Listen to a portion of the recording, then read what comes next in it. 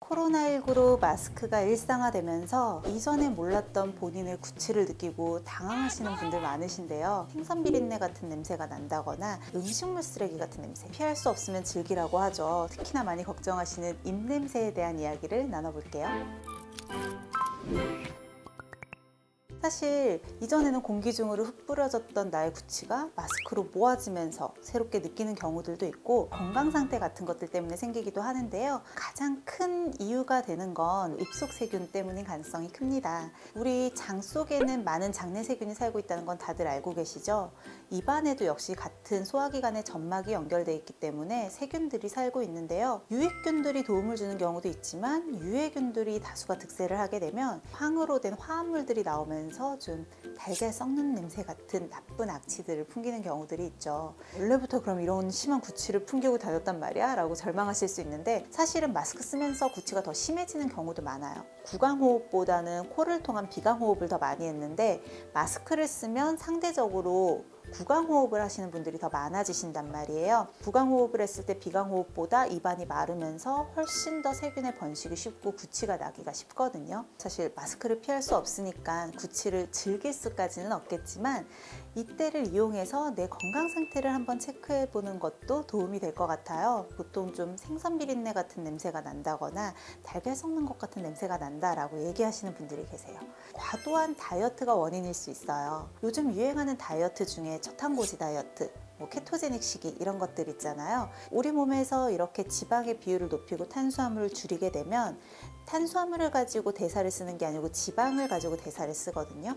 그러면 그 부산물로 케톤이 나와요. 이게 산성 물질인데, 그것 때문에 생선 비린내 내지는 좀 시큼한 이렇게 식초 쾌쾌한 냄새 같은 입냄새들이 날 수 있어요. 그래서 이런 경우에는 오히려 좋은 탄수화물의 비율을 조금 늘려주면 입냄새를 좀 효과적으로 줄일 수 있습니다. 간경변이나 간 부전 같은 게 있는 분들은 간에서 독소 해독이 전혀 안 되거든요. 이런 분들도 보통은 질소에 대해서 제대로 대사가 이루어지지 않기 때문에 달걀 썩는 것 같은 비슷한 입냄새가 나기도 합니다. 술을 좀 많이 먹었다 그러면 알코올이 몸에 들어오면 독성으로 인식을 해서 간에서 제일 먼저 해독을 하는데, 이 해독 과정에서 중간 산물로는 알데하이드라고 하는 독성 물질이 나와서 우리가 수치를 느끼고요.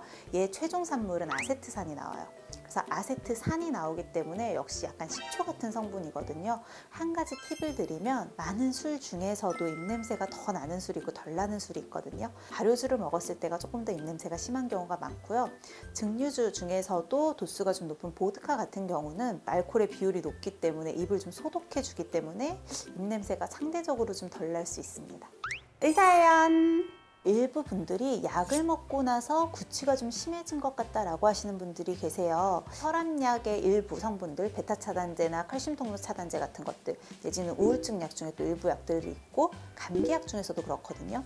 이 약들이 침을 마르게 하고 점막을 건조하게 하는 약들이 있어요. 그런 분들한테 일단 제일 좋은 해결책은 물을 많이 드시는 거예요. 평소보다 의식적으로 좀 더 많은 양의 수분 섭취를 해주시면 좋을 것 같아요.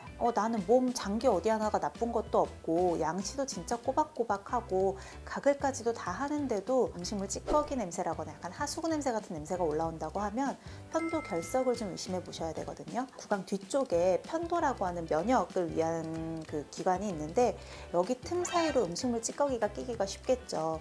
이게 좀 장기화가 되면 마치 결석처럼 노란색 덩어리가 지게 되고, 여기에서부터 악취가 날 수가 있어요. 만약에 정말로 이 구취가 고민이라고 하면 이비인후과를 방문해서 검사를 받아보시는 것도 좋고, 양치를 하거나 가글을 할 때 입 안쪽에서만 머물지 말고 목구멍까지 씻어준다는 느낌으로 가글을 좀 깨끗하게 해주시는 게 도움이 돼요. 직장생활 하시는 분들이 점심시간에 메뉴를 고를 때에도 그런 입냄새 같은 거 날까봐 청국장이나 생선구이 같은 거 피하시는 분들 많으시잖아요. 보통 입냄새를 좀 예방해 줄 수 있는 것 중에 제가 가장 권해드리는 건 해조류거든요. 김과 같은 해조류를 먹었을 때는 식이섬유가 풍부하고 유해세균들이 싫어하는 먹이들이기 때문에 입냄새를 예방해 주는 효과가 커요. 그렇다고 우리가 해조류만 먹고 살 수는 없으니까 이미 식사를 다 마치고 나서 나의 구취가 걱정이 된다면 응급처치할 수 있는 게 몇 가지가 있어요.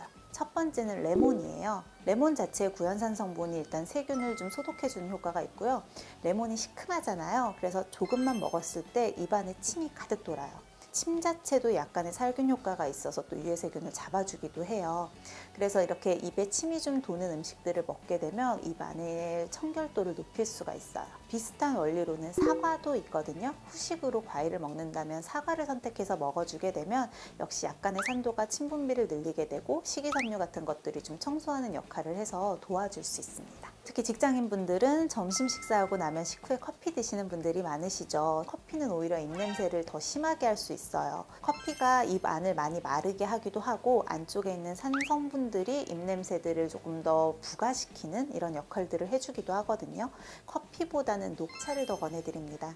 녹차 안에는 커피보다 더 다양한 종류의 항산화 성분들이 많아서 입냄새를 유발할 수 있는 애들의 산화를 좀 막아주고요. 그래서 한의학적으로는 녹차로 가글 하는 것도 굉장히 도움이 된다고 하니까 이런 방법도 이용해 보시면 좋을 것 같아요. 구독과 좋아요, 알림 설정까지 꼭 눌러주세요.